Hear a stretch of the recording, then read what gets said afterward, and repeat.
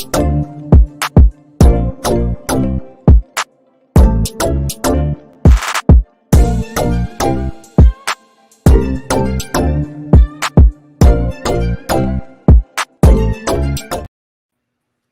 what's going on, people? Welcome back to the channel. Welcome back to Saeed TV. This is the Premier League debate show, international break. We've got the Mandem in the building. How you lads doing, man? International break. How you guys coping? I can't lie, I don't mind it because it just gives me a break from United. But everyone else, are you enjoying it? Is it good for you guys? What do you say, international break? Take it. I'll well, take it right now. Yeah, for me, I think it came at a good time for Liverpool in the end when all said and done, really. I think it just come just at the right time for us to regroup. Things were getting a little bit hectic on the Liverpool front as well, and we could have got sucked into all the madness. So calm things down again, let things settle. And we're good. We'll go back after the international. We've got a derby soon as well popping up, so it's always good to go off. Yeah, there you go. There you go. Anyone else? Pete, well, as for us, you enjoyed it? As for us, probably didn't come at the right time, or maybe it did. I don't know how you see it, to be honest, because like losing is never good. So I don't know if it came at the right time to kind of okay, now we go away and regroup, or I don't know if it was. I probably would have rather have a couple of games and get a few points on the board than have to sit here. Worst team to lose to is Arsenal, and then fucking have 2 weeks off. Brilliant. Yeah. Yeah, that's true. That's very, very true. Lee, what do you say, Lee? Just joined in now. You ready for today? We've got a big debate on our hands today. You know what I'm saying? What are you saying, bro? Shout out to everyone, man. Listen, man. People's tears in here, all sorts, but we're here, man. We're here. Wow, there you go. There you go. Charlie's loving life, you know what I mean? He's even got the old Chelsea kit, man, 2005-06 season. You know what I mean? He's reminiscing. Reminiscing. Mate, first, the breaks come probably not a great time for us. You know, we've got 2 wins in a row in the league for the first time, building a bit of momentum, and you have to stop and wait a couple of weeks. So, it's boring, but we just crack on with it. Absolutely. Let's get straight into it then. Make sure you like the video, people. Big up to everybody who's locked in. Smash the likes button. You get me? Algorithm at the minute isn't the greatest, so we need them likes up ASAP. But Saliba versus Diaz. There's a lot of mention about Saliba. Before we get into that, we've got an elephant in the room. Lee, congratulations, bro. Listen, no congratulations. No, bro. It was wins. Celebrate it. Win's a win, innit? Like I'm over it now. I'm over it. Cool. I don't want to be called salty or like I can't take the L. Better team won, innit? I never said. I haven't said. You didn't. I mean, anyone else saying that? I haven't said a word to you. I care. I kept it real. Yeah. But now you know what it is. Yeah, this comment here, Saeed. Stop comparing a treble winner to Saliba. Listen, man, we're only talking about what's now in it, and obviously Saliba, I think, deserves to have his flowers. I think Lee will kind of give that. I think the best centre back in the league right now is Saliba. That's just my own opinion. I think this guy is just a monster, man, and he kept Haaland quiet. This is one of the best attackers in world football. But let me ask you a question there, Lee, man. Where do you think now? Does Saliba deserve more credit now? Does he deserve that title now as the best centre back in the league right now? What are you saying? I think before the North London derby, you asked me about Odegaard, and I felt like people had given him the respect that he deserved, and I think people have been giving Saliba the respect. Now, I do think after that performance, people are waking up to him a little bit more. But listen, I'm not going to go crazy to say he's the best centre back in the league. I do think, you know what? It's funny because if you had asked me at the start of the season, I actually think Konate is better than Saliba, But what I will say is I am seeing now that Saliba just, I don't know, he offers me something different. I don't know what it is. I still think Van Dijk on his day can put up good performances. He's not, he's not rubbish. He's, over the last year, he's done some really weird ways of defending. Listen, Sven Botman up there, man. Like he's a top centre back. So, I'm not going to go crazy, but listen, football can change because it was only 18 months ago we were thinking about Fofana being the best centre back in the league, and everybody wanted him. So I know it's definitely not Varane. I definitely know it's not Martinez. I know it's no one from Chelsea. So I think Saliba is a great centre back, and what I like about him more than anything is he just makes it look so easy. everything he does, he makes it look. He doesn't have to slide tackle. He doesn't have to do nothing crazy. He just does the simple things really, really easy. But he also does the hard things and make them look really, really easy. So it's a funny one with him. But listen, the guy, he's a monster, man. Like I was saying to somebody the other day, I'm the same height as him. I think he might be a tiny bit taller than me. And for him to do and put his body in the positions that he does and have it with such control, it's not easy. It's not easy to do. And he's just a beast, man. He's a monster. So listen, I think Diaz, he's a worthy contender as one of the best centre backs in the league right now.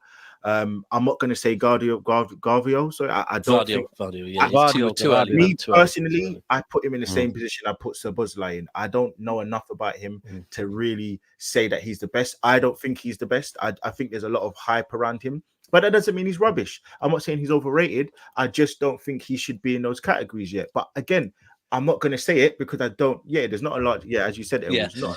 I don't know. What we can do is we can go and we can talk in the World Cup. He was sensational for Croatia. But at the moment, even if we're talking at the moment, Lee, Pep's been playing in wide left. Like Pep's been playing left back. So I'll be real. And again, it's just my opinion. I don't think he was.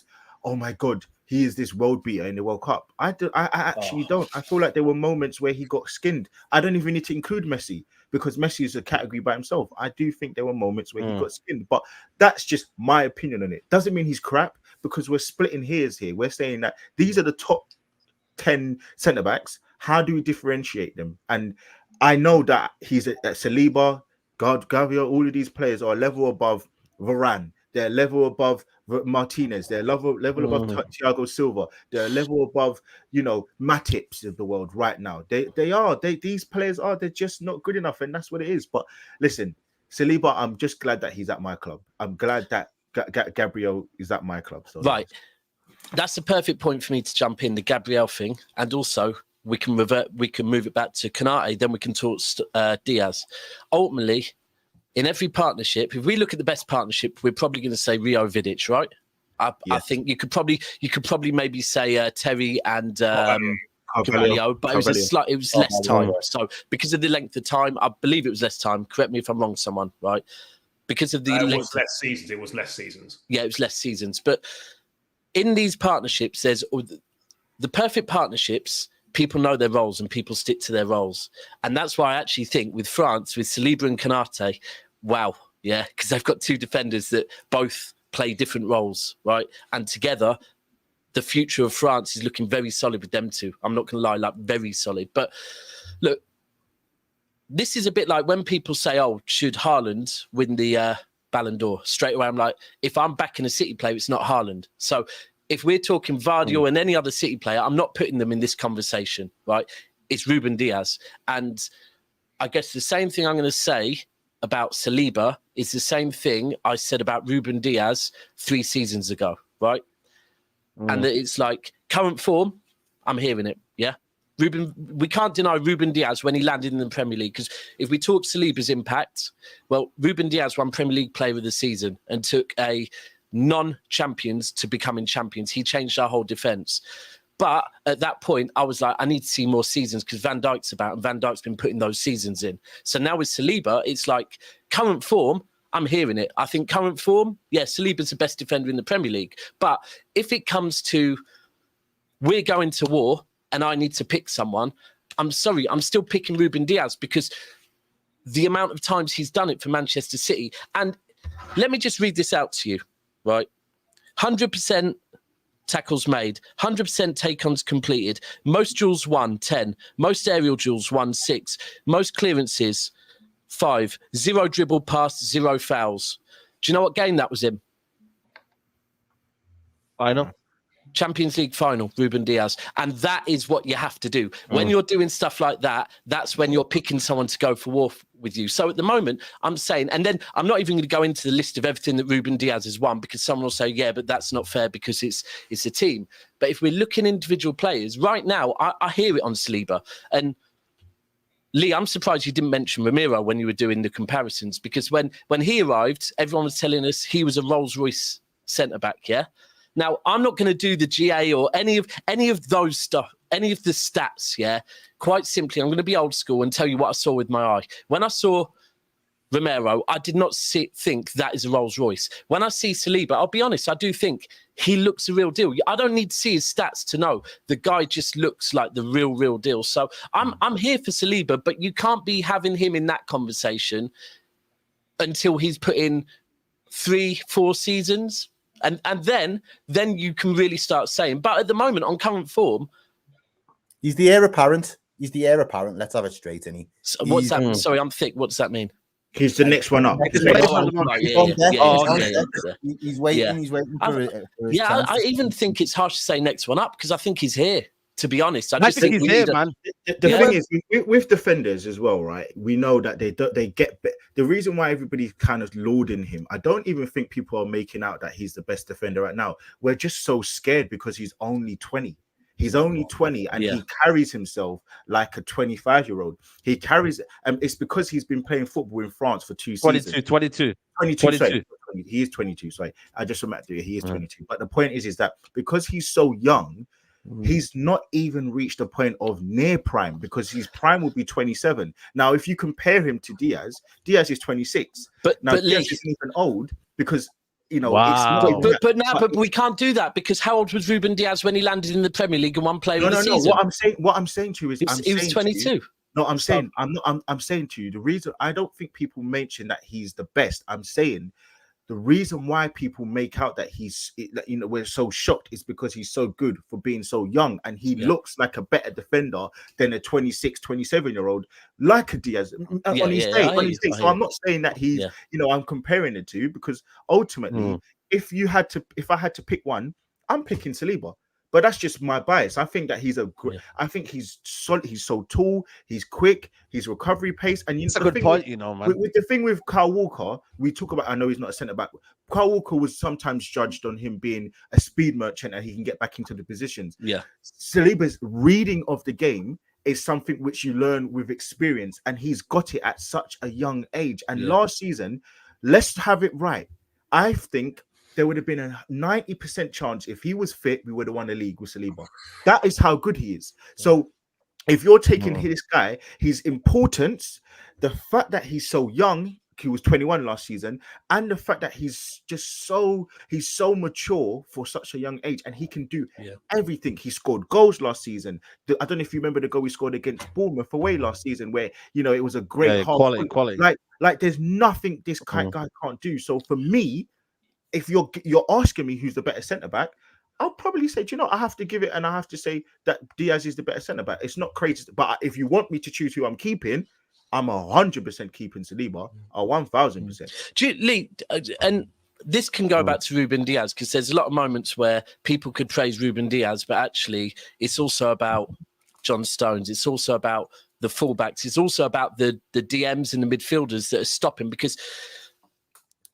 Look, I think, and I don't want people to think that I'm now knocking Saliba. I think Saliba had a very good game, and I think Saliba is a very, very, very good defender. I've just said current form, probably the best. But this whole pocket in Haaland thing, there is the argument that maybe he stopped Haaland getting in the space. But there also is the argument that Haaland didn't get the delivery from the midfielders, and that ultimately that's where you're looking at maybe Rice second half. You could even go as far as you could say Jorginho in the first half. Sorry, you could say Zinchenko, the other players. Now, there was one crossing, and the person that actually out-jumped Haaland on that was Gabriel.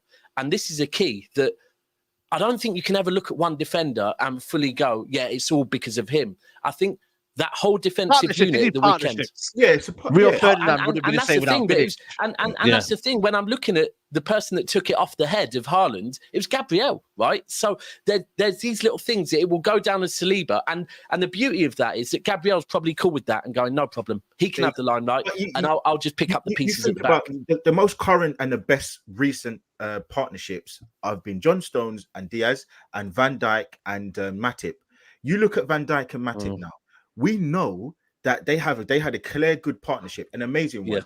But who's the better centre back? Van Dijk. So yes, you can say that Gabriel helps him and enhances his performances, but ultimately Saliba is the better centre back. You look at even Newcastle. Who's the better centre back? You've got You've got Fabian Schär, who I've also got in my fantasy league. I think he's a great. Botman's better, man. But Botman is the clear best.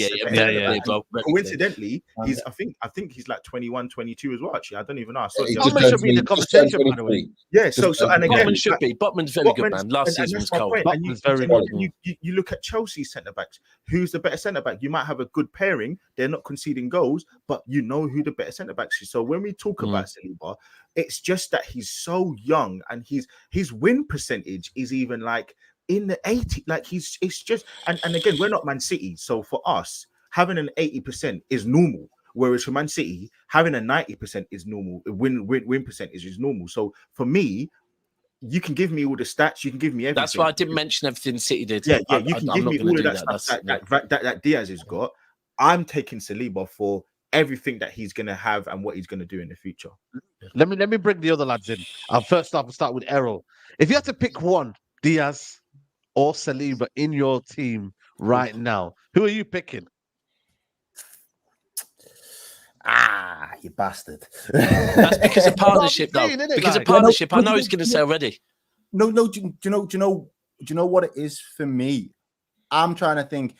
We've still got an issue defensively, so I'm thinking, who is going to be the guy that goes next to Virgil van Dijk and does his thing? Now there are arguments for both players. Wow, Van Dijk still. No, bro. Come on, man. You need to move on, man. You need to say Konate, man. You need to next step, let me say this first, right? All this comparison stuff. Van Dijk is still the standard bearer for the league. I'm not asked what anyone says. He's still the standard bearer, bro. No, just listen when I say this. Listen when I say this. Let me land. You know what I say, Ray. He's having a good season, by the way. Let me land the plane before you all try and get on board, right? So when you deep it, I said this in our group chat the other day to Pete. Van Dijk at his pinnacle, at his very best. If you're looking at a FIFA player, he was operating at like 90, 91, 92.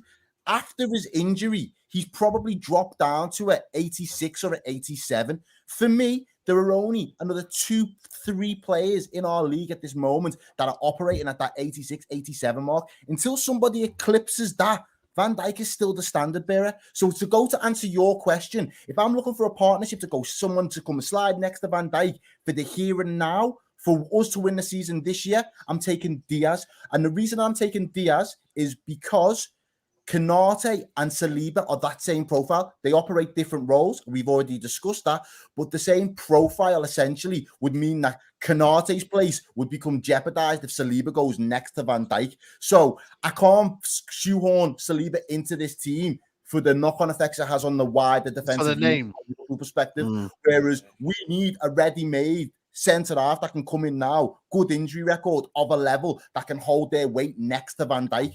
If you ask me who that person though, what do you think about the pace though? The pace at the back's not looking good though, because of recovery. But if you can read the game, Van Dijk's not quick anymore. It doesn't matter if you can read the game. It doesn't matter. Yeah, Diaz don't go forward, bro. Diaz is more than happy to just chill there.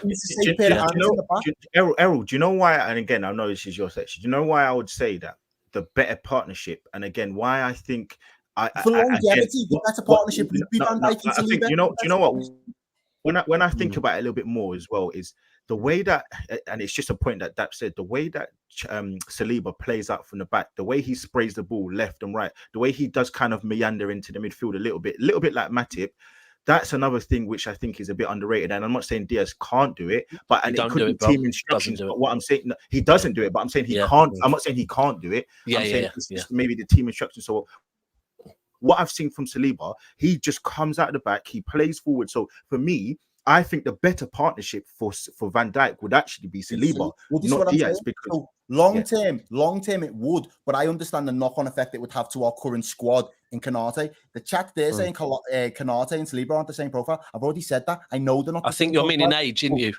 But the age profile and what it would have that knock on. The only one person can get that spot. And the other thing, someone saying Konate can't lace Saliba's boots. Konate gets in the France squad ahead of Saliba. So clearly, I got some breaking news. Go on. I got some breaking news. International break. It better not be anything to do with England or any other nationalities. It's to do with Newcastle. Newcastle and Aston Villa. Nicolo Zaniolo and Sandro Tonali have been questioned by authorities. This happens after being accused of possible involvement in illegal betting. Aston Villa and Newcastle have both left Italy training camp speaking to the police. Oh. Yo, what's They're going on both with these players Italian. betting, These man? Italians, man. These Italians love a little little flutter. Bro, I'm not seeing it. that's a Mafia bit of a settings. sticky one. Mafia settings, you know them ones. Mafia settings, man. For those that think I'm just lying, yeah, I'm gonna bring it up because No, Fabrizio I've just Romano seen has put it up. I've just seen it. You just seen it, yeah? Well, Yeah, listen, man. it's Betting looking is for crazy clicks. now, man. It's looking for clicks during international. I bet you. Yeah, no, of course, man, of course. What is it with Fabrizio's footballers even now, bored. man? Because you know what it is, yeah? Footballers back in the day, let's not get it twisted. They used to do betting, but now I feel like because now sponsors and everyone's involved and the Premier League get a lot of money from betting, now they have to stamp it out even more. Yeah. That's what I believe personally for me. Because I generally think like, you know, it must be like needless betting. It can't be something that I think, you know what I mean, Bro, that is affecting the integrity of the game, bro. It must be something. the Oh, best way. serious, we don't know. The best way of looking at it, yeah, is when we were young, there weren't cameras in shops, right? There you go. So There you free go. tellers were just free graft for anyone, right? Now there's cameras everywhere. So I don't want to be getting a phone call because my daughter wanted a pack of fruit tellers because there's cameras everywhere. Like, and this is the thing with players now, that like to think they're going to get away with anything is mad. Like, it's mad, man. Yeah. Come on. Like, There you go. But then we can't play down the fact that gambling is an addiction and maybe they're just addicted. So that's the other thing. Maybe, man. But like I said, I didn't want to intrude the debate, but I just wanted to let Pete know, man, in case, you know what I mean, that's their star boy there, man. You know what I mean? Newcastle have got star boys now. None of this, you know what I mean? This is serious talk, man. We're you on the way. We're not quite there with some of you boys around the table, but yeah, of course. Humble. Don't you think that Thiago Silva should get a mention? Because I think you're a bit harsh on him there. He's harsh on Not him. anymore. He's harsh on him. No, I hear what you're saying, not anymore. But the way, like, bro, he still comes in and looks levels above for me when I see him. Like certain games. Can I just say one thing though? Just because I know, and then can we stop doing this thing where we're going off names? Thiago Silva has looked dusted right now. The same way. Wait, can I just say one thing? All season, we've been saying that Casemiro looks like his legs have been shot. Last season, all of a sudden, didn't we just start saying Fabinho's legs have been shot? Didn't we say that Henderson's legs been shot? Over the course of 6 weeks holidays in the summer, a player's legs can start to wane. So nobody's talking about not really. No. And again, I'm not taking a shot at Casemiro. I'm just saying, I'm giving names. So last season we had Fabinho. Last season we had Henderson. This season we're now having Casemiro that talks. This season we're gonna, or next season it might be Partey. So all I'm saying to you, and this season Thiago Silva hasn't looked to his normal superior level. So all I'm saying is you're gonna give me all these stats, but the same stats. I don't understand. Hold on. What do you mean he's finished though? Because what you're Bro, going to do? look at this. Okay, This season. show me who had the most clean sheets last season. It was David De Gea, but we know that he wasn't the best keeper. We know that your that was the defense that was there though. Okay, This is the we know defense. that Thiago Silva. The one that you're saying is finished. Okay, fine, but we know you didn't have the best defense last season. So you can give me all your shitty stats you want. Ultimately, how is this shitty, guys? Am I lying here, guys? Help me out. It's useless. It's useless. He's not doing anything that's been of nature, of that nature. Okay, my point is it's useless because overall, when we look at him, he hasn't looked his normal superiorist level. And I give you the same example of Casemiro, where everybody this season has been saying his legs look gone. I remember when Fabinho's legs, not Fabinho, Fernandinho's legs that summer.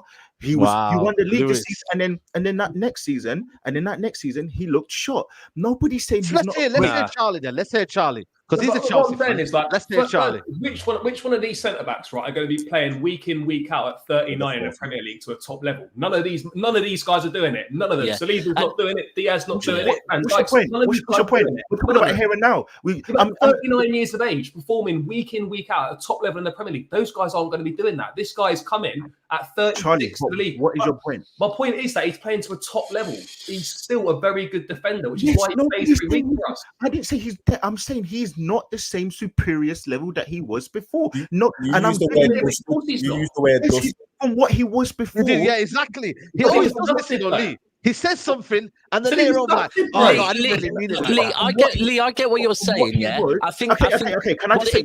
It's just like people feel a bit like, "Come on, bro, give him a bit more respect than that, man. That Van Dijk's levels from what he was before, he would look dusted because we saw last season that he was looking like a joke. But he's not crap. He's better than 80-90% of the players in the league in his position, but he's still not what he was, where everybody keeps saying he's had the highest level in terms of centre-back play in the league ever. That's what people said. That's what people said. I'm not saying that. That's just what people said, right? They said it was better than Rio Ferdinand. So now, and John Terry. So now what I'm saying is, compared to what he was, he's not at that level because he kept doing the thing, but with his hands behind his back, he kept letting players just go past him. You saw when Spurs, they were 3-0 up and he was at fault for 2 of the goals. When we played, I can give you an example, Nottingham Forest away, all of these silly examples. So all I'm saying is, when you look at where these top centre-backs were and where they are now, their level that has dropped dramatically. So maybe I shouldn't use the word dusted, but I'm talking about from where they were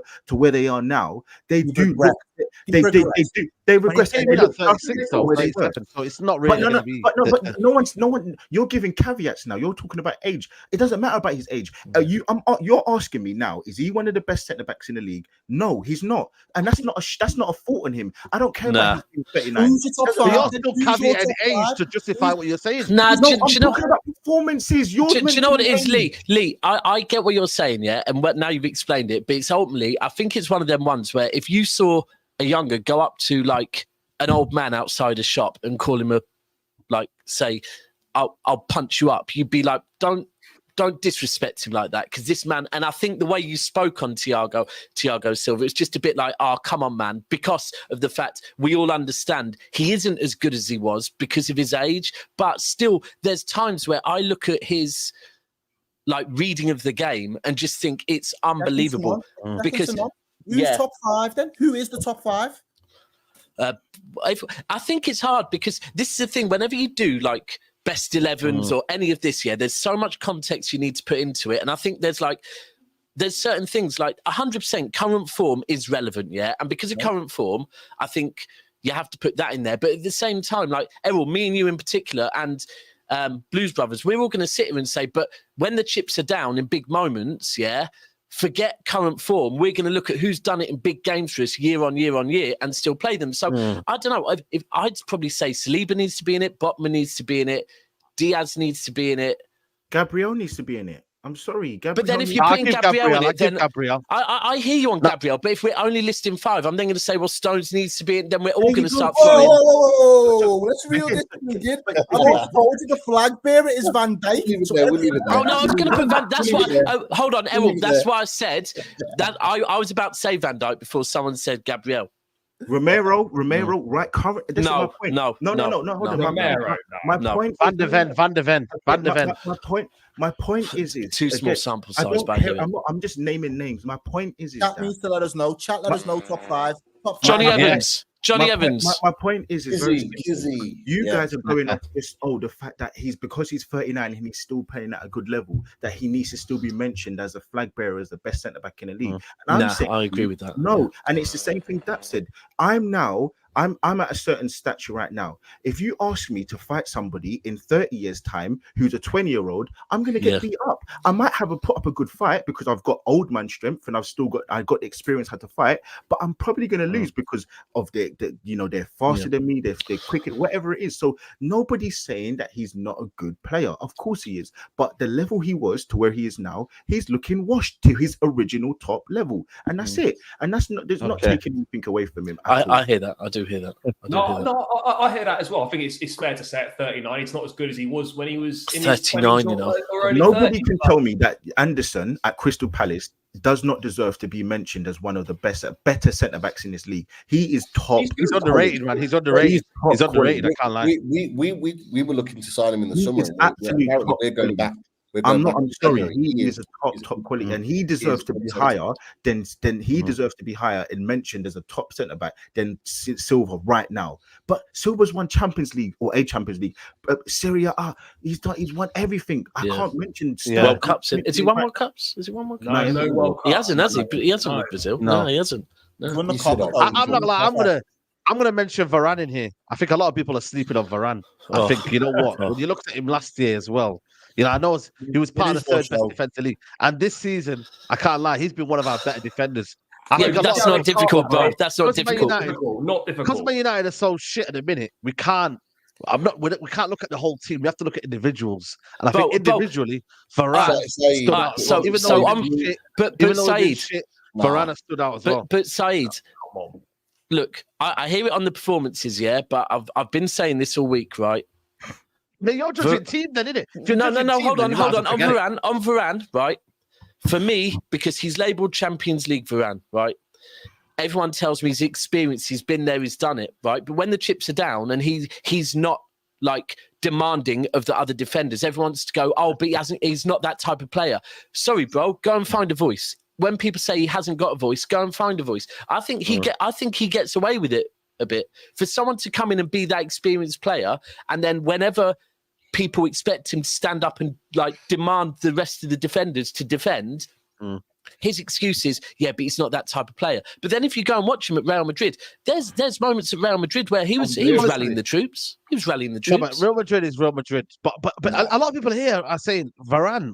Why are you shamelessly putting Varane? We're talking about a guy, for me, like I said to you, has stood out in this defense. Okay, Martinez has got off the ball now, but Varane has kept his level. So I can't lie. Johnny Evans and Maguire, is it? You're going to stand out. The thing is, we're looking at isolated games, 7-0. We're probably looking at the game at Man City. But if you look at the overall season, well, the rest he's not really been playing that much, bro, because his availability. You might know this more than me. You might know this more than me. But for me, like Real Madrid, Varane, he is part of that conversation. 100%. He is the. But I'm sorry. So we can't put Van Dijk in this conversation. Then Van Dijk can't be in this conversation. Watching Varane at Man United, right? I'm sorry. Are we putting Van Dijk in the top 5 now in the Premier League right now? He's actually having a good season, man. Hold on, Saeed. He's actually having a good season at the moment. He's apart from one or two little mistakes, he's having a good season. When Varane was since Varane's been at Man United. Like for me, and I don't know if you boys agree, I think the move's been that good. Spent more time being injured than he has playing football. Like you can't say that he's in that conversation because of the amount of injuries he's had. He's had more time off than he's played. Like he's historically more time off than Sancho. Availability, not Man United. Availability is the best ability. And that's a huge point because every single one of us has fell victim to this. Lee most recently, but.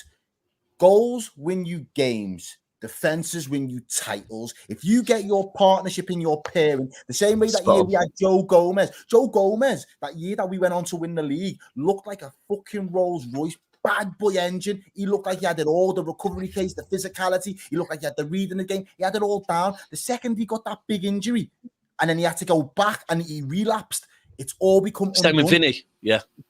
We've all had them. Saliba last season, your season unravelled. You've got Varane. I know City had issues with Laporte. Laporte was missing for one season, wasn't he? Yeah, 100%. Yeah. Season before that, he was good. Van Dijk. As soon as Van Dijk went, when we lost all of our defensive line, the whole point of your defenders. And that's why the one people laughing in the comments before about Konate. The reason I will give Saliba flowers in a way that I can't give Konate is because Konate has two things for me. He has got the bozo gene. I'll be the first to admit that. But every now and again, you'll get a really good defender that has a bit of a bozo gene. And quite a few of them. You have to take the rough with the smooth. Yeah. And the second thing is he picks up a lot of little niggling little injuries along the way for such a young lad at his age. Whereas Saliba's only really had, in Arsenal shares, that one considerable injury that took him out last season. And for me, that's why I'm thinking, if it was a toss-up between, now you're asking me a question, would I keep Konate and get over Saliba? I'd have to entertain taking Saliba on board because is he going to be fitter? Because if he's going to be fitter, then he's going to be the future for that spot. And that's for me, that's the crux of it. When it comes to that availability and having you reaching that level and you consistently being able to do it for a good 35 games, 38 games of a whole season and not go missing, that's when you're in the conversation. Do you know what? And there's a City player that's the same as that, right? And me and Ty 3 years ago, we were having a conversation about John Stones and Bailly, right? Because he was proper putting Bailly up there. And I go, bro, I hear it. I hear it, but when was this? 2017. 3 years ago. 3 years ago, yeah. But by that point, he'd already But by that point, he'd already started having them injuries constantly, yeah. And I said, bro, I'm going to say the same about Stones and Bailly, yeah, because I'm on my last tether with John Stones in these little niggling issues. Because the big thing about that is, and I think this is what Errol was saying, if you have a player that just keeps getting little niggling issues, how can that back four get any sort of continuity when you keep having to change, right? And to be fair, that season, I think, was then the season that John Stones put in a solid season next to Ruben Diaz, and then and Bailly did the same. But with defenders, I think even more than forward players, availability is massive, because otherwise it can throw the whole defence out. I want to move on. I want to move on to the best. Which players had the best impact this season, and which player hasn't had the best impact. So we'll kind of discuss and elaborate. There's over 700 of you in the building. We need them likes up. So if you're watching right now and you haven't hit the like button, please do so right now. It's imperative you do that, and make sure you're following everyone's channels. Who's had the best impact this season? Anana. Madders. Obviously, we'll get to the worst impact. Madders. Who's had the best impact? It's got to be Madders. Ward-Prowse, slyly. I know. The reason I'll say right, two things. Declan Rice is an honourable mention because he could be if we had the same conversation at the end of the season, he could be the transformative player that propels Arsenal to do things that they haven't done in previous seasons. I'll say that 100%. I agree with that as well. Yeah. The secondary thing why I say Madders, in the here and now, we talk about current form and stuff. Harry Kane left. Everybody ripped Spurs off once Kane left. I remember saying that Spurs, it might be short-term pain for long-term gain, but Harry Kane leaving in the long term might be the best thing for them this summer. And now that he's gone, other lads in that team are now starting to step up and say, do you know what? Fuck it. I'll have a crack at it and I'll take the mantle. And James Maddison is focal point to that. For me, especially where Spurs are currently sitting as well, you've got to give him the player with the biggest impact, given the task that he was facing, in my opinion. I think if you listen, I'm gonna say Rice, but listen, I think bigger than Maddison. I think the reason why I'm going to save Mickey van der Ven is for a couple of reasons. Last season, Spurs were scoring goals. Now Maddison just made them more fluid. But I think if you think about the way that Spurs' defense was so bad last season, I think the fact that we saw that Romero looked so bad and now he's helped to propel him forward. I think the fact that he's got such speed, so he allows them to play differently. I think all of those things encompassing, I think Mickey van der Ven overall has made a bigger impact for Spurs than Maddison has, because as I said, ultimately Spurs were scoring goals last season. Lee, do you know where this will be put to the litmus test? After international break, because I hear you 100%. Spurs defensively look a lot better. However, there's a key to that: a player that's in front of them, right? Bissouma, yeah. Now Bissouma's just been sent off, but he's not an impact though. No. I'm not using him to. I'm not using him to say the impact. What I'm doing is I'm saying, how important has Spurs' centre-backs been, or actually has the DM in front of them just been so solid? Like we've seen it with Liverpool and Man City. The minute you move Fernandinho and Fabinho into defence, and you don't have that world-class DM in front of you, it's a whole different ballgame. Look, City, Rodri, the minute you move that DM, and this is the thing, I think they've got Fulham at home, I think it is, so we might not get to see it, but it is interesting to see because he got a red card. Bissouma's also on 4 yellows, right? So it's interesting to see the knock-on effect that might have on Tottenham without Bissouma in the DM role. But I do hear it with Lee because I think he's come in and landed very well. I'm trying to think. Is it probably got to be a mention as well. Signings or is it? Yeah, signings. You know what? What we'll do players, because signings is a bit harsh on players who've actually played well. Who's had the biggest impact on their teams as well? Bissouma's had a big one. I mean, look, Spurs are going to have quite a few. Idoji. I mean, Spurs he's been good. I think. Listen, even I'm not going to be shameless. I think Palmer at Chelsea. I was going to say he's been great. He looks good as well. So I'm not going to. It's like the missing piece he is. It's like the missing piece. I'm not going to sit here and take it away. But if you had to ask me, the number one, I watched him every week. I'm going to say Rice. I think we're second in the league. Well, joint top, but second in the league. I think the way that we looked last season, compared to now, everything is about control. And now we've got a player in our team who genuinely is a monster. And you know, you think about it. If I just give you this logic, we didn't beat Man City for 8 years. We get one player and we beat them. So twice. By that logic, well, no, we didn't. We drew against you. So in 90 minutes. Fair. All right, fair enough. So by that logic, if I just say that one thing, because Spurs were top last season, so there's nothing different. I'm talking about the things where I'm seeing a huge tangible difference. Rice has helped us to beat Man City, who we haven't done for 8 years. So by that logic, I can say I'm with Errol.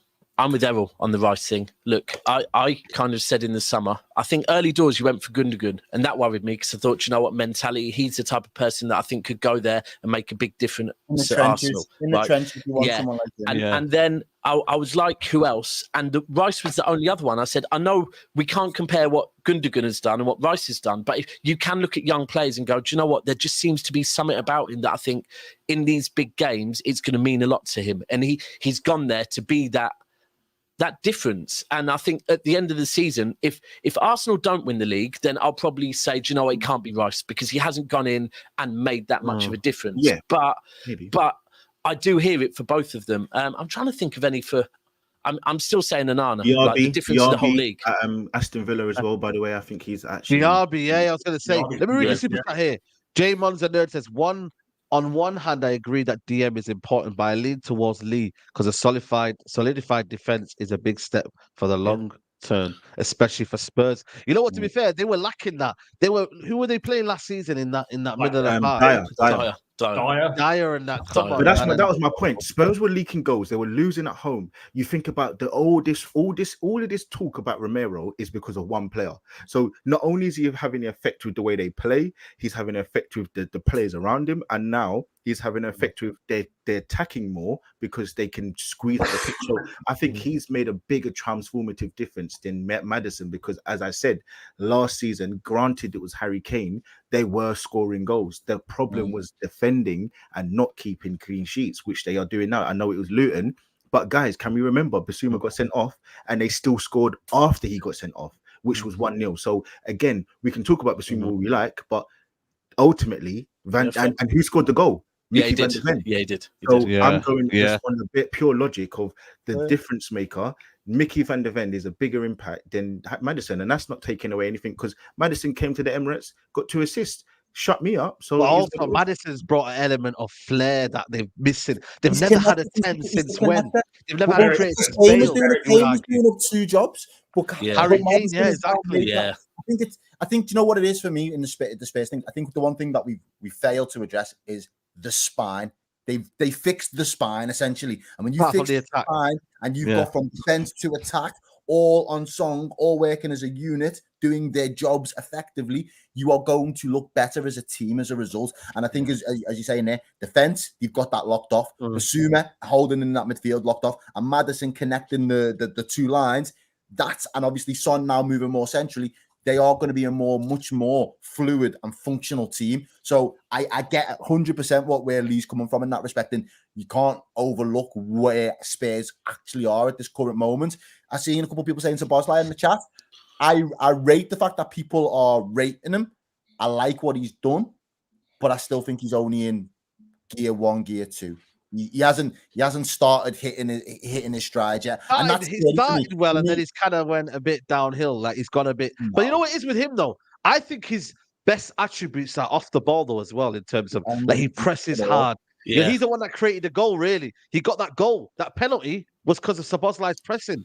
So I feel like with Szoboszlai, he may not be a GA merchant, but you know what he'll give you? He'll give you off the ball movement. Right. He'll press for you. He'll work hard.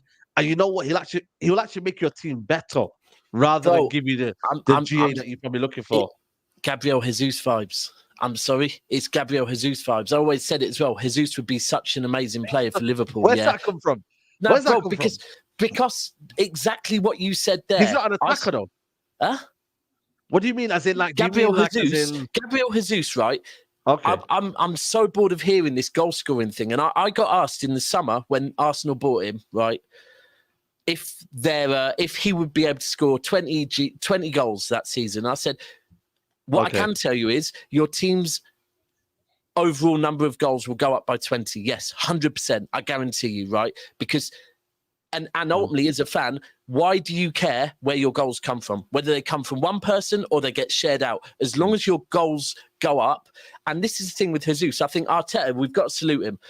We used to, whenever we play Liverpool, play Jesus wide right, yeah, because his press from the front is one of the best in the Premier League. And look, there's no coincidence Arteta did it at the weekend. And I think this is a thing. People don't rate that work rate. And that's what Klopp's had for years. That's what Klopp has worked on. The work rate of the front three has to be so on job, winning that ball back, pressing and causing mistakes. And I think Szoboszlai does it. Bobby used to be sensational at it, didn't he, Errol? He did. Bobby was probably the best for good 2-3 seasons at the height that Bobby was. The pressing, he wouldn't get the same numbers as Mane or Salah, but the press and everything else he does was phenomenal. Same with Jesus, and we even saw it. Do you know what? City actually came closest to scoring at the weekend by pressing the goalkeeper, right, from Alvarez. The pressing from the front, it takes so much pressure off the rest of the team. It's the most important for me. Probably the most important thing in the game is that forward line pressing as much as possible. I was going to say Diaz has been pretty important, I think, to Liverpool this season as well. Maybe not. Do you not think? I think he has been. I think he's. I'm going to he blows hot and cold for me. He blows too hot and cold. He is. He's not consistent, man. From a Newcastle perspective, guys, Kieran Trippier, 33 years old. Chance creator in the Premier League. Top assister alongside Maddison. The guy's 33, our captain. He is unreal. For me, best right back in the league, easily. And he's doing it again this season in terms of his numbers, in terms of his influence on the team. For me, I don't think there's a right back that does it. I think Walker said come outside. I don't think so, you know, man. You wouldn't, Bo. I get why you wouldn't, Saeed. I fully get why you wouldn't. Come on, man. Daps, this season, Kieran Trippier is beating him with assists. He's beating him with goal involvements. He's beating him with pretty much everything. I don't know. I don't go and look at it. I wasn't actually meaning this season. I was meaning overall. I think Trippier, by the way, I'm not a Trippier hater. I just think overall, if we're talking overall, there is a better right back. It's Kyle Walker. But this season, I think Trippier's been good. Walker's almost not been playing as a right back. He's been playing kind of a bit further forward. Yeah, he's awkward kind of. You know what I mean? Inverted thing. Occupying space, I think, because De Bruyne's not there, so he's just occupying. I was going to say, if we're talking City, I think if we're talking consistently for the season, there's two. It would either be Vardy all going below the radar defensively, in particular, like the Forest game, second half against Newcastle when we were 1-0 up. He was very good. But I think it has to be Alvarez, doesn't it, at the moment for City, as far as impact players. Yeah. But overall, it's just, I mean, from a Chelsea perspective, I think Conor Gallagher, like he's been getting a bit of credit, right? I'll be honest, like from an impact on a Chelsea team, like I was happy for him to go in the summer. I hold my hands up. I wasn't bothered if he left, but he's got the characteristics, as that was saying, that pressing from the front, which is so important. He does that as like the most advanced point in the midfield for us. And it makes a big difference. He's got the attributes that the manager likes. He's got the trust of the manager. I'm not saying he's the most technically gifted player. He's the best player on the ball or anything. He's improved on the ball, but he's suddenly become a quite important part of this Chelsea team, which is what no one expected. So he's been getting some credit, like within the Chelsea circles he has. But I think in terms of the wider community, I think he probably deserves a bit more respect for what he's done so far this season for the team, because I think he's been really important for us and no one would have expected it. Do you know what? I actually think that your results have probably picked up since he's been captain.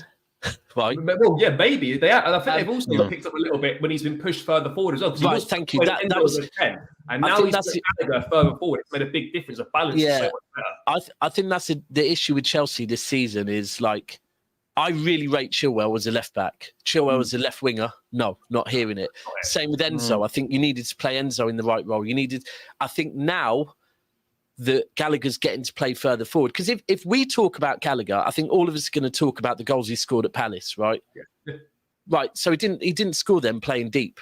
Right. He scored them further up the pitch. So I do hear it with Gallagher. It's funny because I think the only issue with him is he'll have 2 good games and then he'll have a bad game, and then people will be like, "Oh yeah, Gallagher's back to doing what Gallagher does." Yeah. Then he goes and has 2 good games as well. I mean, another one, Cole Palmer. I think Lee mentioned him earlier. Palmer's been a revelation for us. Like he's obviously they started the last few games, so even his appearances on the bench, like he's just one of them that makes stuff happen, and you're excited when he gets on the ball. He's had a bigger impact so far than I think any Chelsea fans, or maybe not you, so you knew what he does, but like other fans expected for him to do. Like I think he's been really important, and he's making it hard for it. He's one of the first names on the team sheet right now. Like he has to play every game at the moment. I didn't want him to leave City. I didn't. Fully did not. The minute Doku was coming in, I knew the writing was on the wall and he was going to go. But I must admit, I've also been surprised by him a little bit, because at Chelsea, he's been able to play in a role that unfortunately he would never get to play in at City, because it's kind of similar to how I want to see Foden play, kind of in an 8 role where you're deep 1 minute, you're up the pitch the next, and and it's taken Foden years to be given that ability to play that role. So Cole Palmer, and I'll be honest, it's even when he's deep, it's the decision making that he makes. He just looks like a seasoned midfielder where he knows, no, here's just a simple pass, whereas here a bit more advanced, I can be a bit more creative, and I think he's doing really well. And I'm not going to lie, when someone's come through your academy, you kind of want them to do well, don't you? Because you're just like, do you know what? Fair play. As long as he don't score against us or nothing, then. Ilias is saying, does Lee still think West Ham are shit? I don't know. Have you ever said West Ham are shit, Lee, anywhere? Or it was on AFTV just before we bought Declan. Sorry, before we bought Declan. West Ham, and you're extremely shit. Now fuck off. Wow. They beat you in the Carabao Cup, mate. It's gonna be peak for you lot, man. Is that who Arsenal have got? West Ham. Yeah, West Ham away. They've won one Oxy European trophy that literally everyone banters Arsenal about, because we won the equivalent of, and now they think that they're the big dogs, mate. Fuck off, man. I'm not gonna lie. City and West Ham have always had a really, really good relationship, but I must admit, this season when we went away to them, it's like all of a sudden they had an issue with us, and it was like, what? Do you really think you're in a title race? I'm meant to rate their club when they want to buy. Their captain came to us. Why would I ever rate you? Fuck off, man! Like, you're shit. Wow, that's weird, kind of like level of hate, but it is what it is, man. Listen, I want to move on to the worst impacts of the Premier League so far. My 2 pence before I go. Go on. Oh, Nana, what's his name? Oh, Nana. I think we're all going to be doing this because I think we're all going to have the same opinion. He's been the worst, bro. Impact is the worst. When you're looking at pure impact, his impact on your team has made you look worse defensively. Your defenders weren't great anyway. They did all right as a unit last year, but then they haven't been performing up to now so far this season. And when they're looking back and they've got him behind them, they think, my guy's a bozo. He's got the clown bozo. He just doesn't look the full shilling. And don't get it twisted, he is a very good goalkeeper. But there is a level of pressure that gets applied when you have to be the Man United goalkeeper. Liverpool fell foul of that for years. And when you don't have a good one, it's evident. And I think Onana is going to take... It's going to take something very special to turn his fortunes around at Man U. And it might still happen. But as we're talking this stream today, for me, his impact is undeniable. It is making you look worse as a team. Errol, I don't want to ask you how old you are, but back in the day, I remember 32 next year. Come on, you might not quite remember it. Back in the day, David James at Liverpool, right? David James was a very good goalkeeper, but all of a sudden he had 1 or 2 coming out for crosses, and then that was it. It was like, bro, you're never going to get it back. And it's funny because you say about how the defenders are looking at him and thinking we've got a bozo, but here's the thing.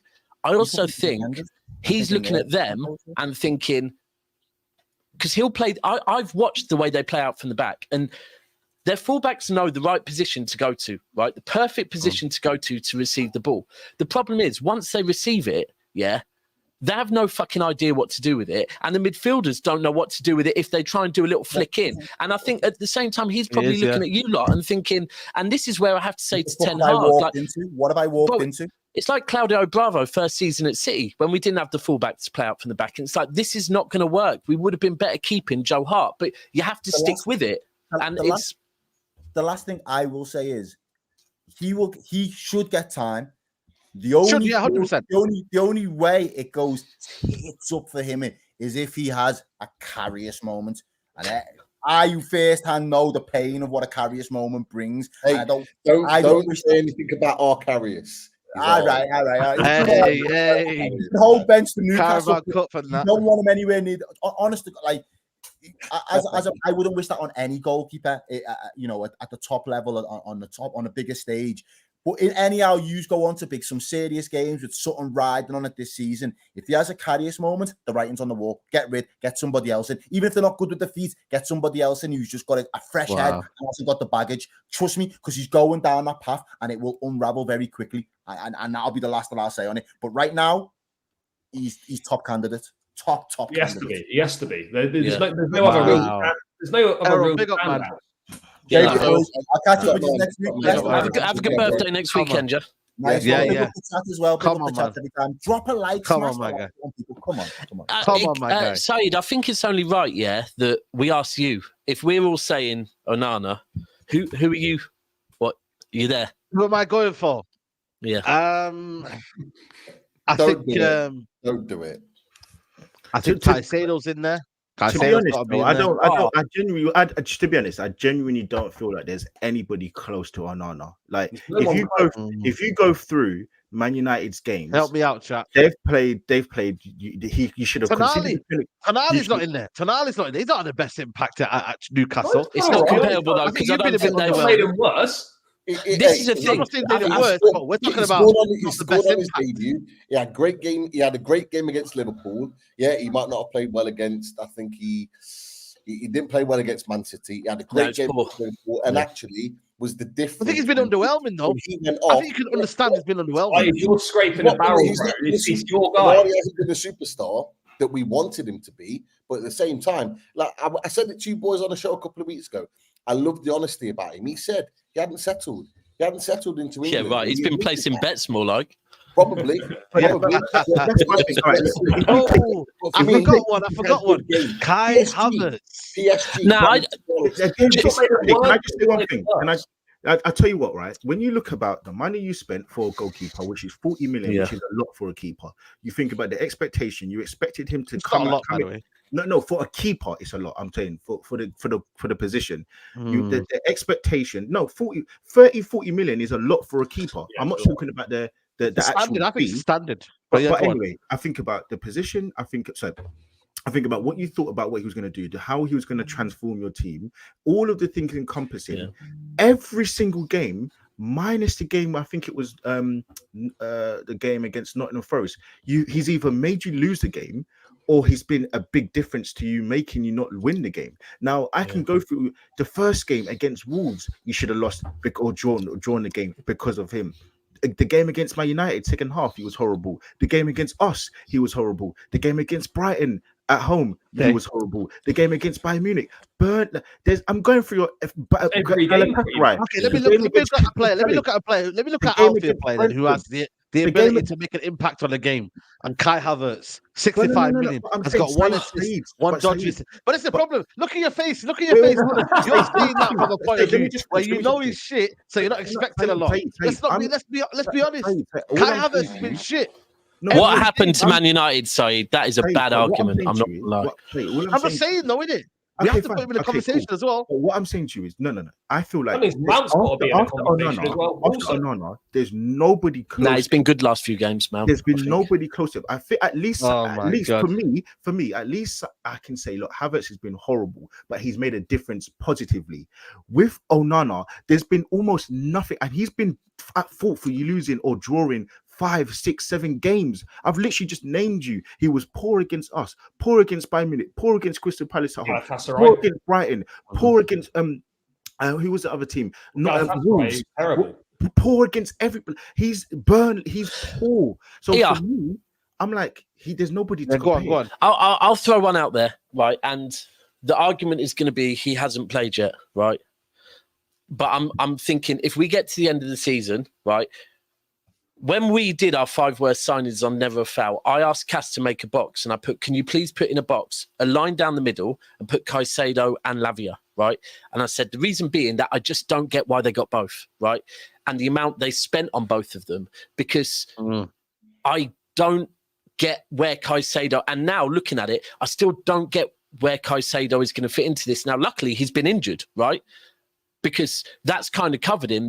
But even if he was fit, I don't think he would have been getting a look in, because if you look at it, the way Chelsea want to play, it's not with Enzo, Caicedo and Lavia. I'd be shocked if it's that. That's way too negative, yeah? And I just think, I'm not saying Lavia's a bad signing. And by the way, let me say, I think we missed a trick by letting him go in the first place, because if we kept him and didn't buy Phillips, I think we wouldn't be in the situation we're in now. But I think at Chelsea, at the end of the season, how much you pay for him? 60? I think it's 58. I think you're going to, and this sounds mad, right, with Havertz, but we're going to look at Havertz and we're going to be able to say moments that he's done something for Arsenal, right? I don't think there's going to be moments we can say Lavia has done anything for Chelsea, because I just think ultimately they've got Caicedo, who's that good. They just bought Lavia to put Liverpool's nose out of place. Literally, that was the only reason they bought him. They didn't need him. So I think he is a shout at the end of the season that for 60 million, I think he's going to have Phillips levels of games, I reckon. Like, I don't know how. I mean, look, I think it will be good for us, but I don't know this season. I don't know where he plays regularly this season. It depends on the setup of the team. You know, if you go 4-3-3 when Nkunku comes back, you might put him at that number 6. But in the 4-2-3-1 right now, he's not really. I don't know if he's not going to be first choice. He's going to be a rotation. Yeah, no. He's a good player.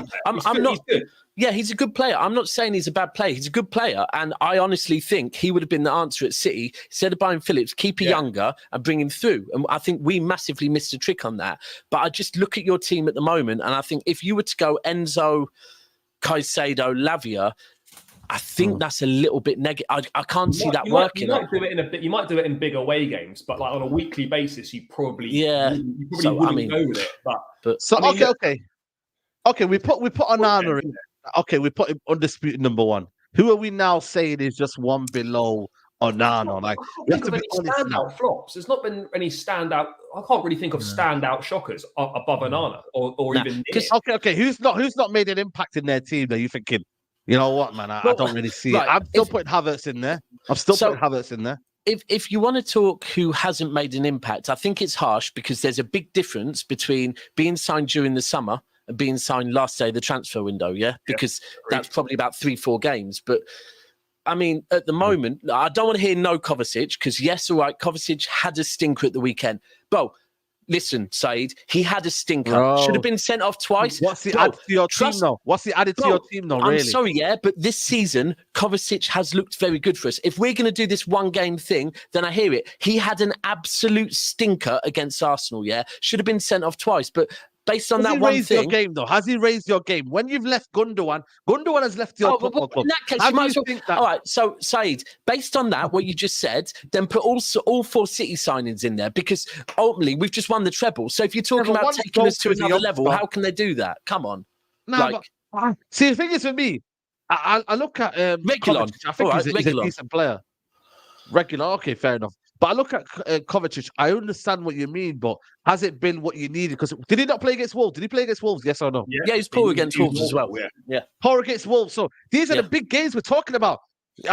Newcastle, where we won 1-0, he was sensational. The Super Cup, again, sensational. So if we're talking in Charity Shield, hold on, you just said that Wolves is a big game. So if you're putting Wolves as a big game, it's a Premier League game. Bro, it's a Premier League game, man. That's a Super Cup, man. Come on, the Super Cup is bigger than a game against Wolves. Come on, let's not do this, bro. Come on, bro. Of course it is. Seriously, no, are you man hearing that? Is a Super Cup bigger than a Premier League game? Well, Liam been in one, so you have to win a European Champions League to be in there. What you're doing, you're deflecting away from it, man. No problem. Newcastle. No, but then in that case, I'll say Newcastle. All right, Newcastle 1-0 at home. He was very important. If we want to do one game, we're really clutching. Kovacic is the world. Kovacic has been good.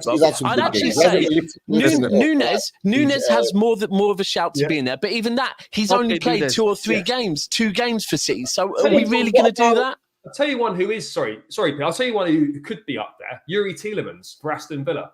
Like he's gone on a free and he's barely played. The Villa fans ain't happy with him. Impact. I don't think there's been much impact there at all. Next to nothing. Villa fans ain't happy with him, and apparently he's had a fallout with the manager in recent days. So you're crazy if you're going to put cover in there. Oh, and listen, I can't put coverage. Listen, I think there's more lights. There's more lights on Tonali than Kovacic. I'll be so real with you. I think so.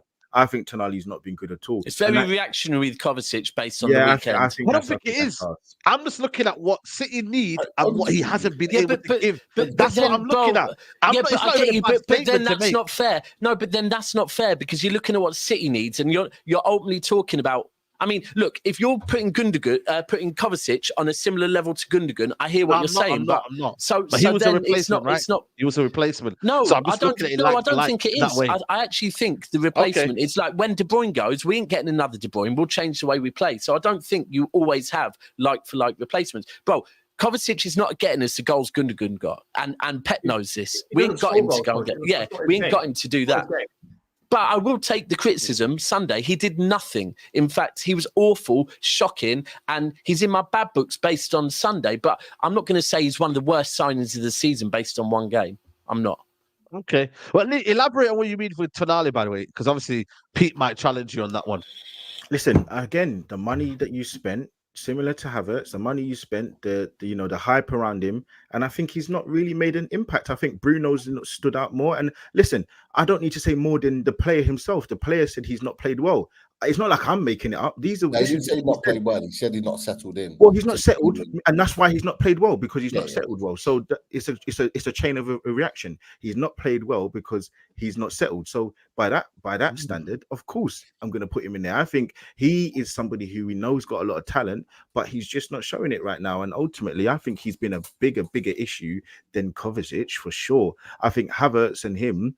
And again, listen. I think I'm not being funny. I'm not putting Tonali alongside Havertz.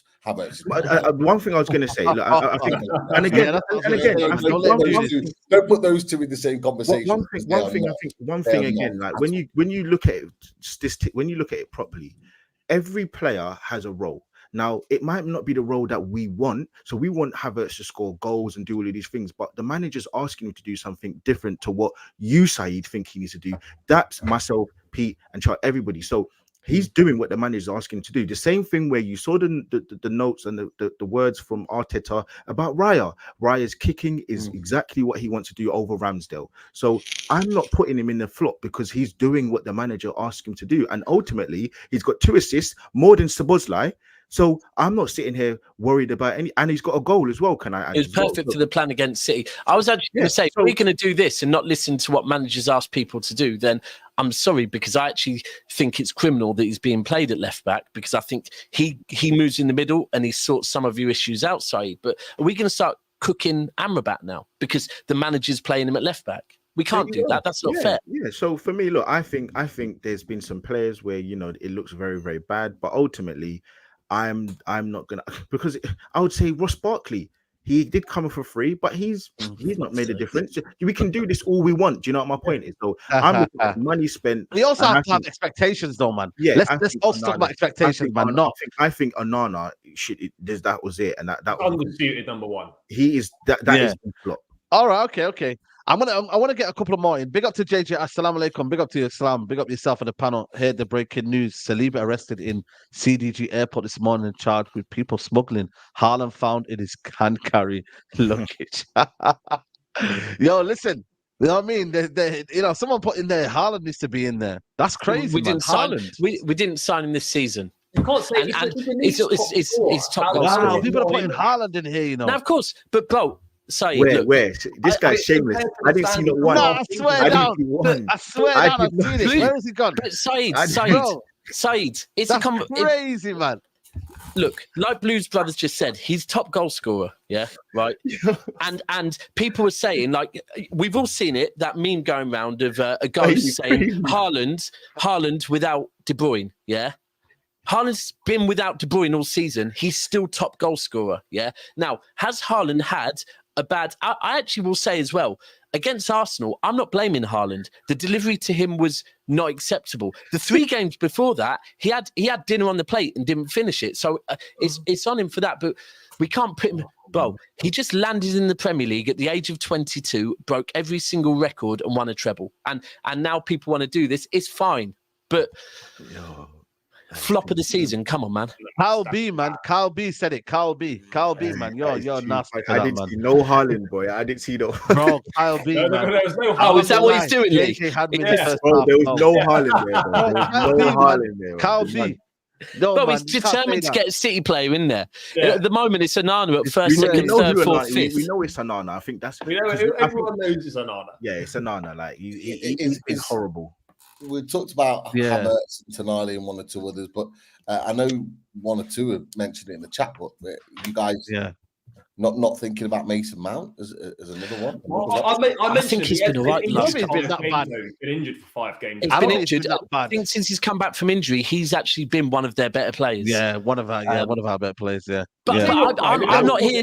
I don't think Havertz has been that bad this season. I really don't, as well. By the Oh way, my so God, I man. don't, bro. I think this is about expectations. That's crazy. One Bro, penalty, and 1 little Buki assist, yeah. And you man are saying, No, Havertz I'm has not saying that he's been bad good. this season. No, bro. You're But mad. my whole view, my whole view on Havertz in the summer, right, was if he's coming in to be a squad player for Arsenal, I get it. Now, ultimately, the fact they spent 65, I don't care how much people spend on their squad players, right? So my whole thing was, as a squad player, I get it. If he's going there to be in their starting 11 over Partey, Rice and Odegaard, I don't get it. But I'll stick by that at the moment, off the bench, look, the proof's in the pudding. At the weekend, it worked. Off the bench, came on, lumped the ball long, he'll hold it up, win all the duels. So I understand, but if he's a first 11, I hear it. If he's a squad player, I don't think he's doing too badly.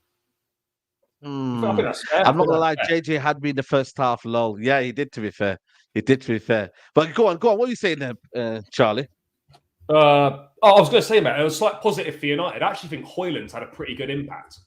Just to make things a little bit better for you, so I actually think Højlund's fair play. He's done very well.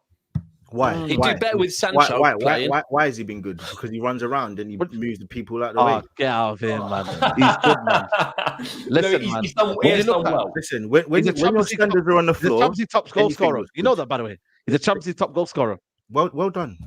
Good for him. What do you mean, well done, man? That is something. Are we doing bro. Champions League Champions League stats? top goals? Okay, Sorry? cool. Are we doing Champions League stats? No, we could do everything. I was going to say Galatasaray have never won in England. There Sorry, they have now. Yeah. No, but you know what it is, though? I Is feel like he really? with Højlund, though, I can't lie to you, man. Højlund he's looking serious, man. Yeah. I watched him last season at Atalanta, and I never thought to myself, I really want him. Like, I didn't think that. But you know what? His hold-up play is very, very impressive. His finishing is ridiculous, man. Like, remember that the offside goal that he had where he basically turned someone right. What did you foot say? bang, He had what goal was it? What kind of goal was it? Liverpool vibes. That was Liverpool vibes. But what kind of goal? I just think for me, he's No, 20 years old, man. 20 years old. You know your main goal scorer or your main number 9 has to play on the right hand side. Do you know that? By the way, I'm asking you. Your main number 9 has to play on the right hand side. Man is not deemed good enough to be playing up front, but he gets put on the right. Do you know that, by the way, as an Arsenal fan? Are you finished? Eddie Nketiah is your striker. Do you know that? Are you finished? No, I'm saying to you, do you know that though? I know that. Okay, I know that. Okay, fine. Can you tell me what kind of goal he scored? Not in the Premier League. Scored in the Premier League. Oh, he hasn't scored in the Premier League. Okay. No, actually. Sorry. 1 second. Did he not score against them? No, actually, no. I don't think he scored. Said, I was gonna say he got. I'm not gonna lie. I watched him. Even what he did on the left against Galatasaray, skinned a player on the left, got down there, whipped the ball in. I think he looks good. But I know. You didn't need to check. But I know that. Does it not frustrate you that you've got Sancho who can't even get a sausage bap, right? Or egg bap, sorry. Yeah. So can't even get an egg bap in the canteen, right? But we know his numbers with the number 9, 3 seasons on the bounce, playing wide right, have been sensational, right? And in the meanwhile, your manager's putting Bruno wide right. Does it not like infuriate you? I hear you. I don't get it, bro. And this is sorry. I know we're going on a tangent, but Ten Hag, needs to like put the team first, and maybe the owners as well. I don't know. One of them needs to sort this out with Sancho, because you've bought Sancho for a lot of money. I get it. There's been an issue, but you now have a number 9, similar mold to Haaland, similar, right? And instead of trying, can Anthony work there? Oh, should we play Bruno there and try all these different options there? You've got a man that can't use your canteen, that with a number 9, similar mold, the numbers he's got are insane, And it's just like... What are you trying to say? Bring him back then. Bring him and maybe... And I was Ten Hag side initially, but now I'm like, bro, like, do you know what? As a dad, you always have to... You can't expect your son or daughter to step up and be the one that, like, puts the olive branch out. Same as the manager. Like, you need to get this sorted because you've got an asset that could save your job. And at the moment, you are not playing him. And it just... Instead, you'd rather shoehorn Bruno there or bring back Anthony. And it just don't make sense and to this me, is where it we're really at right doesn't. now. This is one of the reasons why we are in this mess right now. Let's be honest, man. So that is for me a very, very good point. Someone's trying to say biggest negative impact manager, Ten Hag. I think he's up there. Him and Chelsea manager, Pochettino. Poch's cooking up. Bro, why are you lumping us in there, bro? He's doing it on purpose. He's doing it on purpose. Because he's got a youth squad. Because he's got a youth squad. Bro, you man at 11th. I don't understand this. Bro, they're 11th. Yeah, but £1 billion. He's the Charlie. What have you improved, man? You not improved anything. You're worse than last. You've regressed, mate. We're on the up. You're going down. You're on the downward, mate. You're on the downward. You're not even behind. You're behind us, bro. What do you mean you're on the up? You're not going anywhere. Behind, but mate, we play better football than you do. Mate, Chelsea are better than United. We are better than you. No. You know what? Yeah, let me. Lee, come on, man. You got to understand this, man. Chelsea are still in the mud with United in this season, right? Yes or no? Or are we just going to say they're a separate problem because Pochettino is a new manager and they have young players? You're desperate for someone else to join you in the trenches. We're in the mud. We're called the Mud Brothers. Did you not hear us? Mud Brothers. We are together. Mud wrestling. The problem Big Six. I think there's 2 problems here. The first problem is Charlie, I think your fixture list is going to be looking brazy. So I don't know. So it's hard to kind of really gauge you. But the problem is that Man United have that Chelsea don't, is that they're playing good football.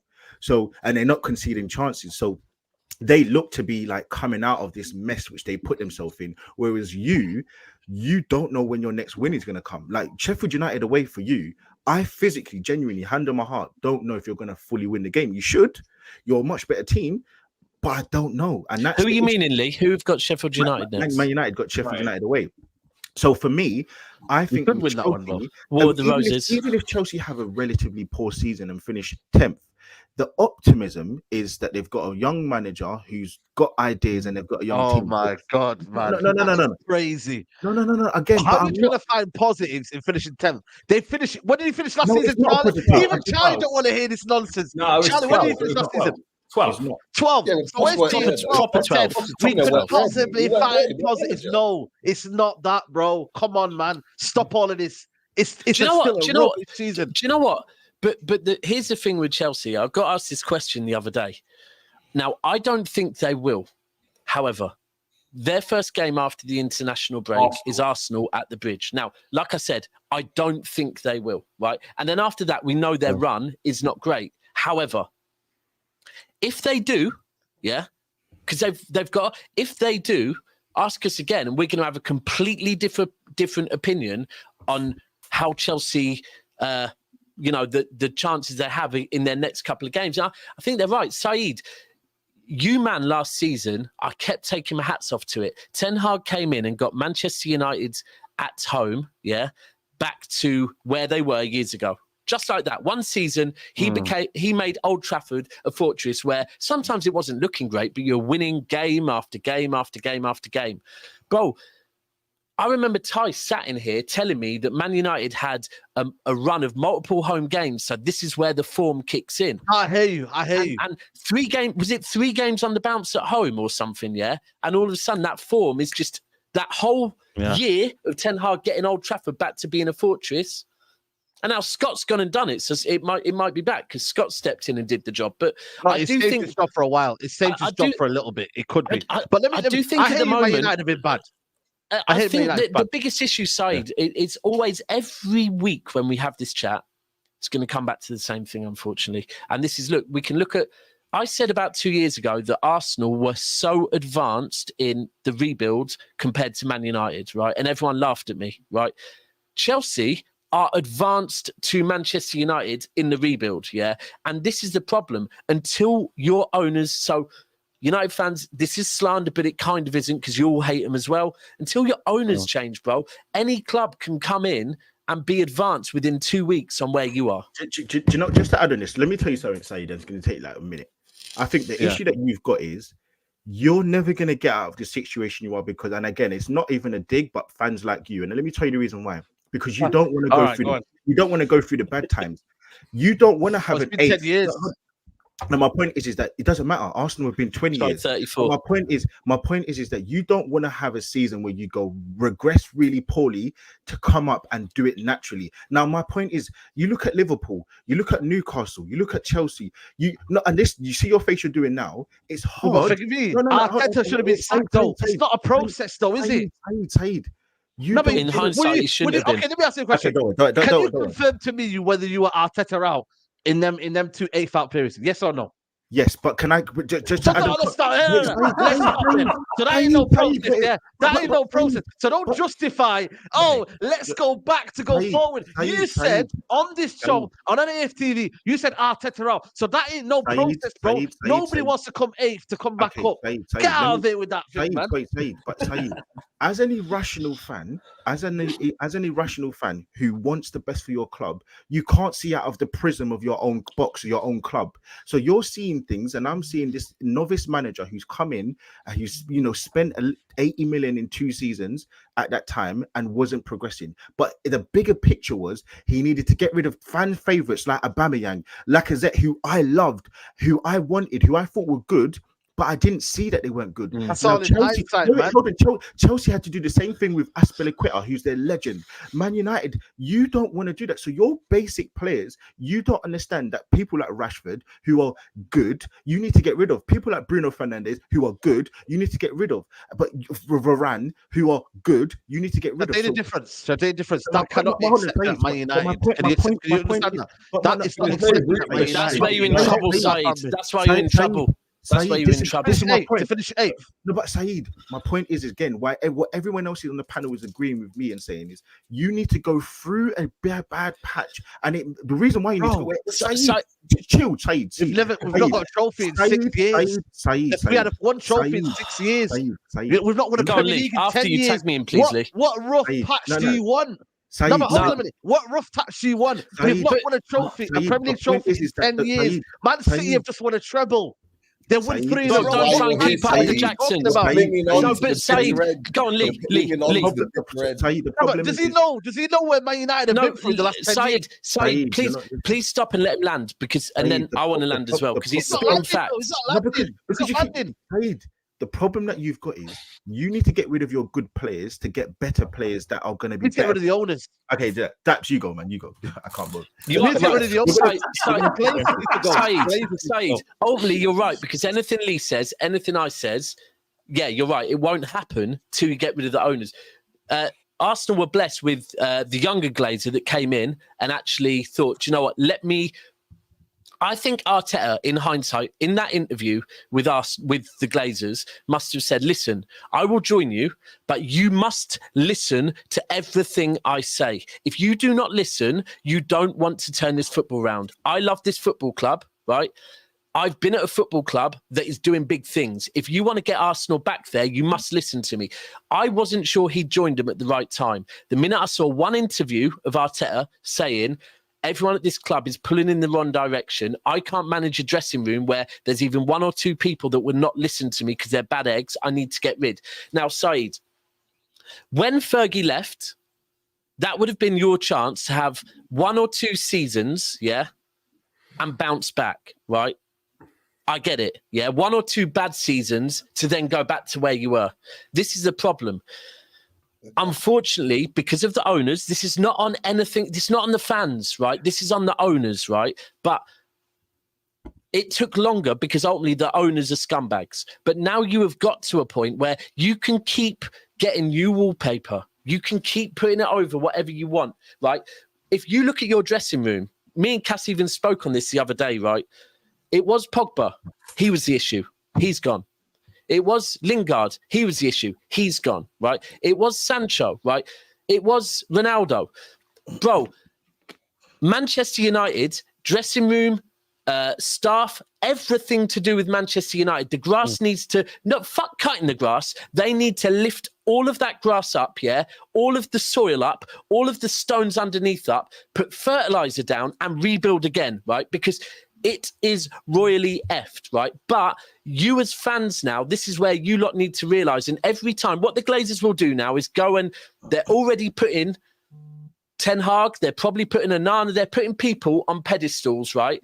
As scapegoats, right? They will knock them all off. They will tell you, guess what? We're bringing in this guy, right? I've seen it with you lot. You lot will get excited and they'll think, perfect. We've done it again, right? The owners need to go, and until they go, there's no saving your club, bro. There is no saving your club. The problem that you've got, I think that's the way to end it. Let me just hold on. The problem that you've got is you believe the two things can happen at the same time, where success and a rebuild happen at the same time, but they don't work.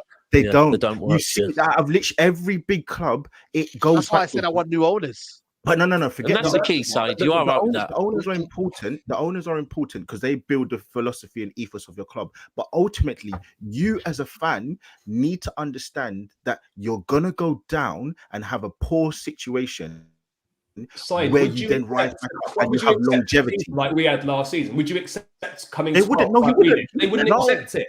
No, because for me, it counts for nothing while the Glazers are still here. For me, this rebuild that you're talking about, go back and then the club figure itself out. It's not going to happen. No, we need the Glazers gone. We need the owners gone. Simple. That's it. There's no rebuild. That's not the be all and end all, though. The thing that I get that. I get that you need your owners gone. I've said before we were in a similar position. With look at Newcastle. But what I wouldn't accept, though, and we didn't accept it in Newcastle, and you shouldn't accept it at Man United, that yes, the owners are rubbish and you want them gone, but some of their attitudes and some of the players and the way they behave in the changing room, that doesn't need to happen. And that stands with the manager. And the manager isn't authoritative enough to get those players, to get them playing football. I disagree. I don't think it does stand with the manager.